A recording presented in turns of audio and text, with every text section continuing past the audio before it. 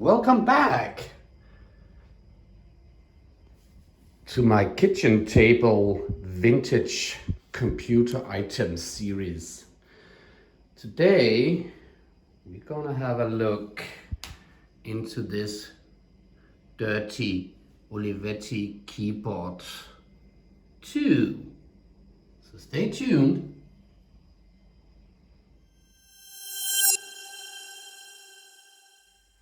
So just before we start actually taking this keyboard apart and clean it, both the actual keys and the inside and the cabinet, I just briefly want to show you or explain some of the differences between the keyboard 1 and the keyboard 2 as we have here. So obviously you can see that the function keys have moved from the left to the top, and it grew from having 10 to having 18.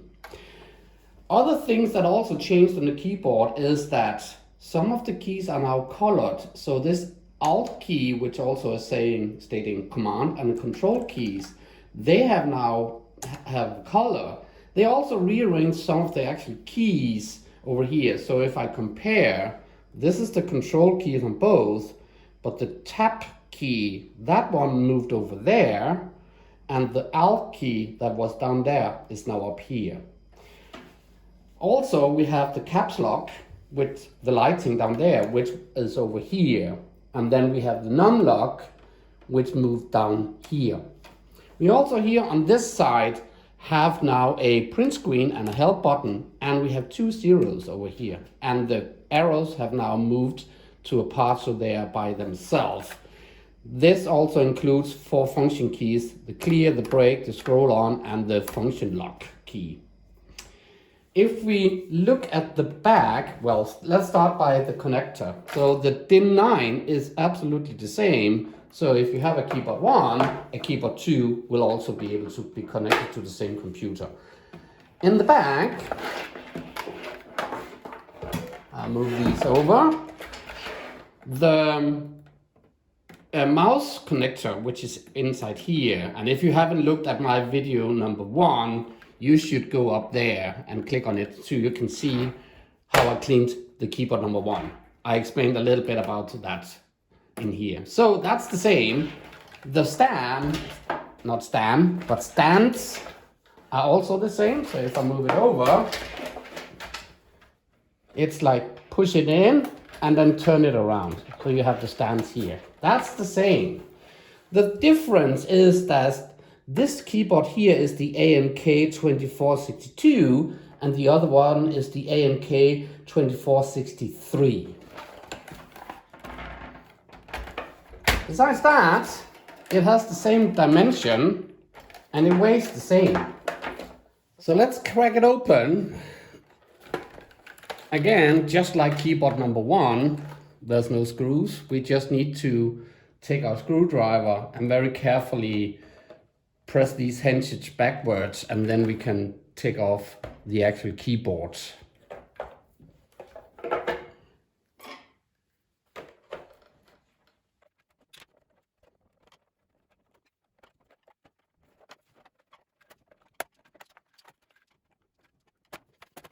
This now gives us access to the actual keyboard, and it's not the same layout completely as keyboard 1. And again, if you haven't watched keyboard 1 Disassemble, go up there, have a look at it. Now that's the time for it. So what we need to do is to take this off. And then we have all the screws that needs to be taken off. It's kind of like the same screws, and they seems to be located more or less the same place. So let me unscrew all of this. But before I do that, I will also use my tool to remove keys. It's very easy. You just plunge it in, twist it a little bit around so it gets on the edges of the keyboard, and then you pull up, and then you have a key, and you have the stem down there. And I can see that it's absolutely the same as the keyboard 1. It's the red ones. So let me also do that. Once I remove all the keys and remove that, we'll take it from there then.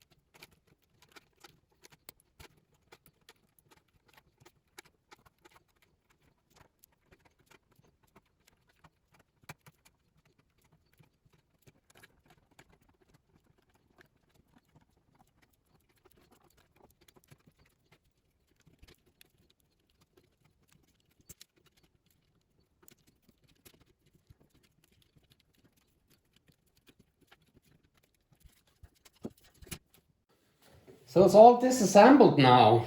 I had one accident. That was over here on this hinge. When I had to take off, this is the enter key, right? I had to take it off this hinge and I broke a piece because I got carried away and it broke off. So this wasn't in focus. So this needs to be glued together before we continue. But I will take this aside, and as we know by now, I have the wonder thing. It's just soap and some scrubbing cream, just a tiny bit. And I'll just soak all of the keys now.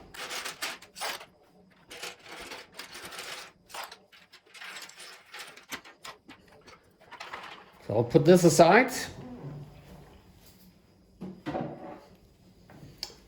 And the spring from the spacebar goes in here together with the broken off piece, so we know where that is. These need to just be gently brushed off, so I'll put them over here and do that afterwards. There are a total of 92 keys on this keyboard. On the keyboard 1 and a normal PC keyboard, there's only 83, but this is 92. So let's move this a little bit away. We forgot this piece, that needs to be cleaned also. There we go. And here we have the actual PCB for the keyboard, and it's dirty. So let me blow it on. Didn't do much, so this is sticky. So we need to find our round cotton thingies. Still don't know the English word for that one, but hey ho. And some IPA. And let's spritz it a little bit.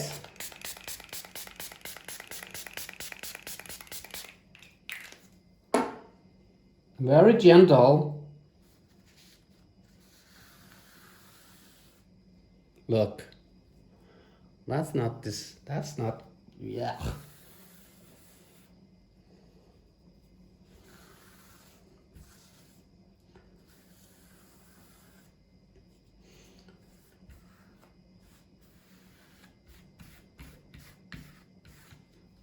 I think it needs the second time.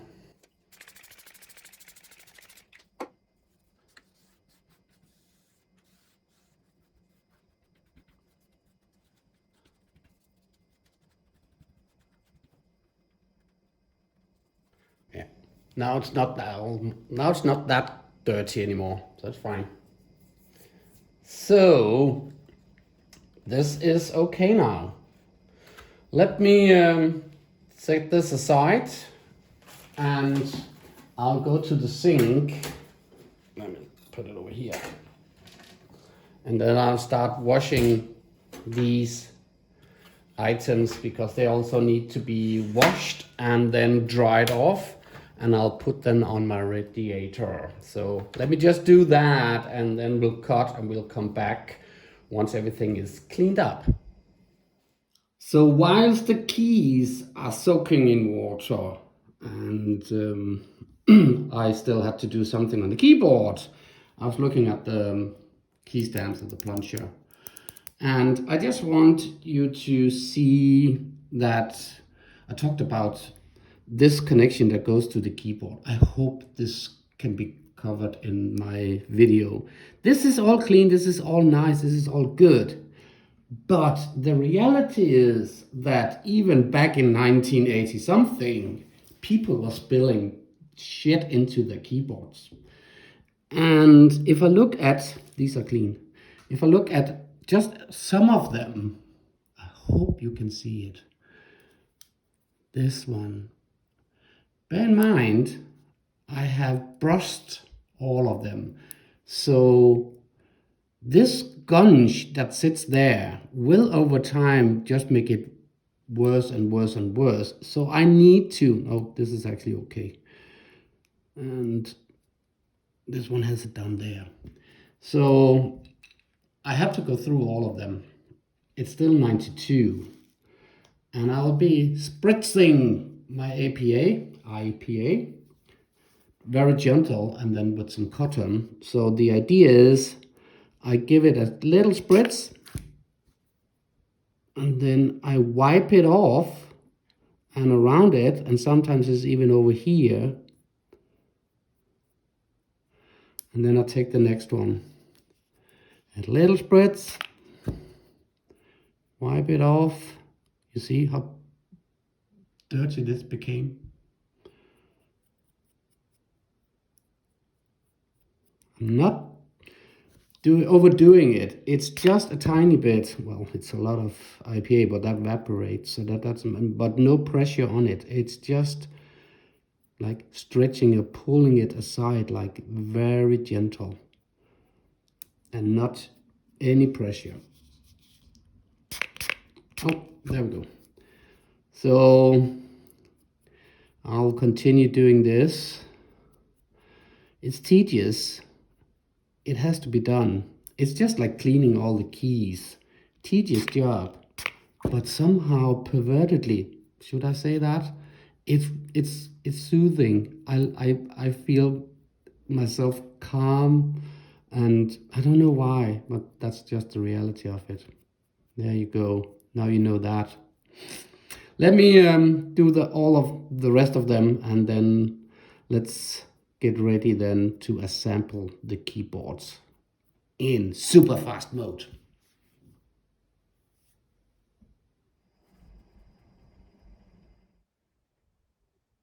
So the key stands and the keycaps are all back again, clean. I noticed that some of the keys are actually light gray and some of them are like dark grays. I don't know why that is, and I noticed before I cleaned it, it was the same issue. So for some reason I must assume maybe at some point some of the keys has been changed. So what's left is to go to the board, and I was just thinking about this CPU up here. This is, well, it's actually not a CPU-ish, it's a microprocessor. This is the one that actually drives the actual keyboard. This combined with the keyboard controller in the actual computer.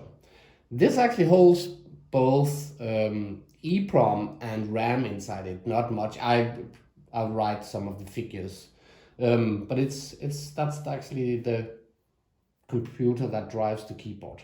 So let's try to assemble all of this back together again, and then we can test it, right? So the first thing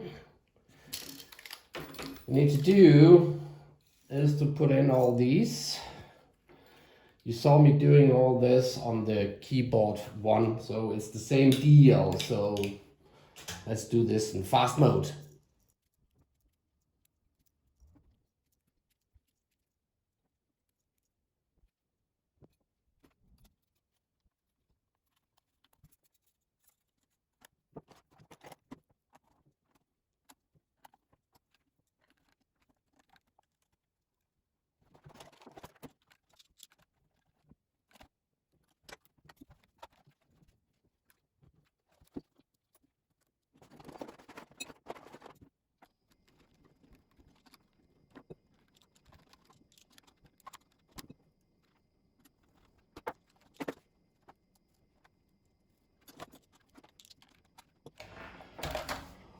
Wow, this area, getting these in, that was like a struggle. But hey, it's in now. So just briefly back to the actual microprocessor. I think I forgot to tell you that this is a Toshiba and it's called a TMP 8049er. So there you have it. I also found again a number, just like on keyboard one, that one was over here, that marking, but here it says 491501, and then it says N01MI, no idea, and it says 1286. So there you go. These are all just logic chips and shift registers. So, and here we have a clock of, it's saying 6 on it. So, cool. Let's find the casing and put it in.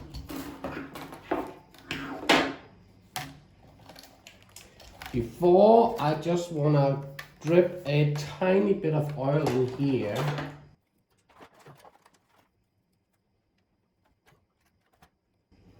And I want to take it away as much as I can.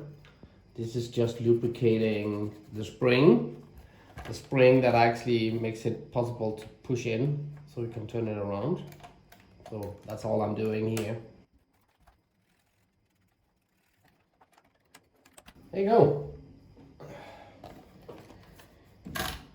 So, as we know, there are no screws, so it's just finding the stands on each side of the keyboard, and that actually, then we just place this part on it, and there we go. This is just softening the actual keyboard, and then we just click this on.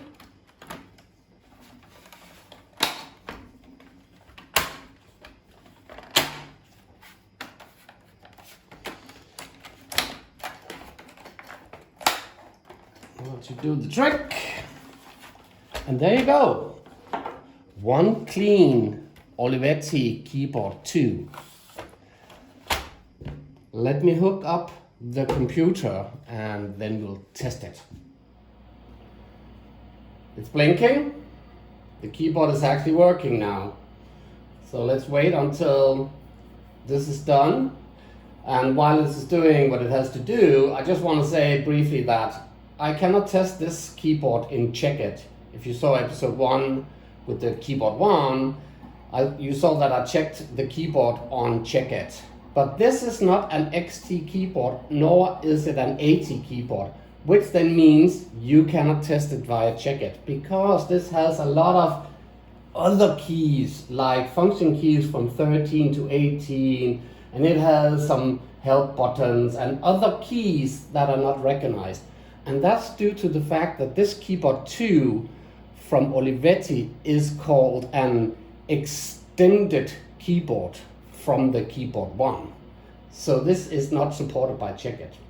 I have already tested it, and all keys are actually working as they should. So that is perfect.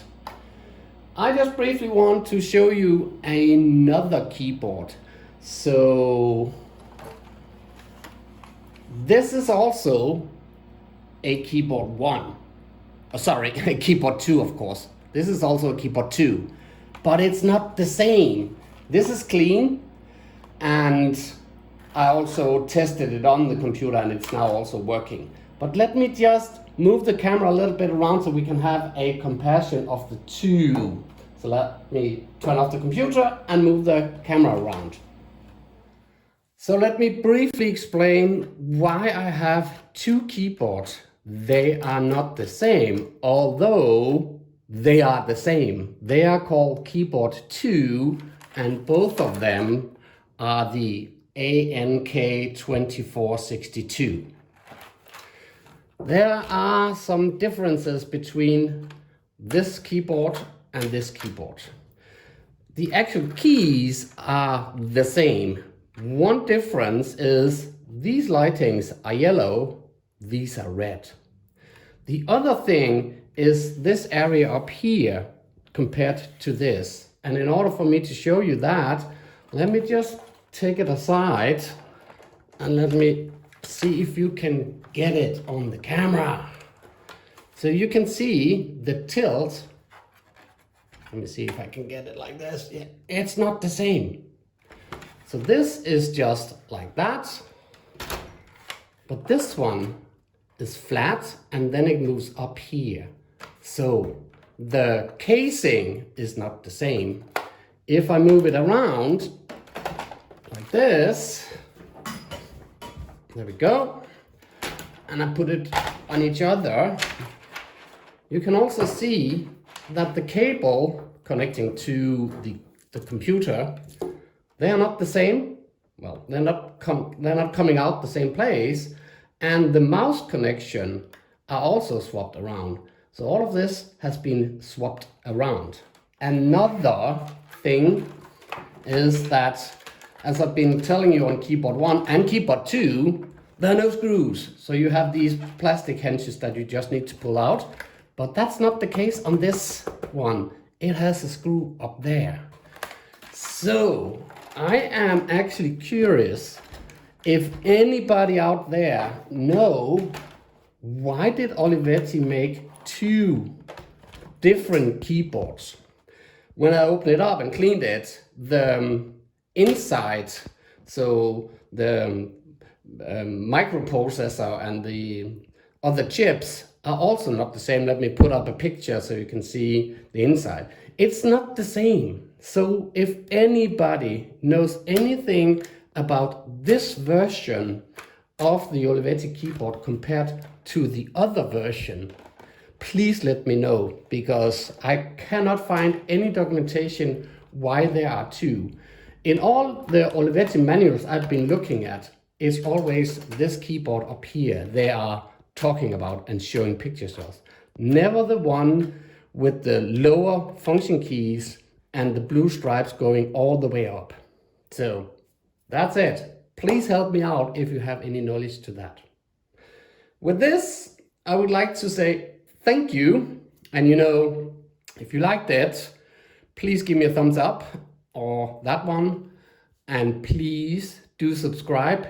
That way you will be notified when I'm publishing new content for the YouTube channel. Thank you for now. My name is Taibo, and see you soon. Bye.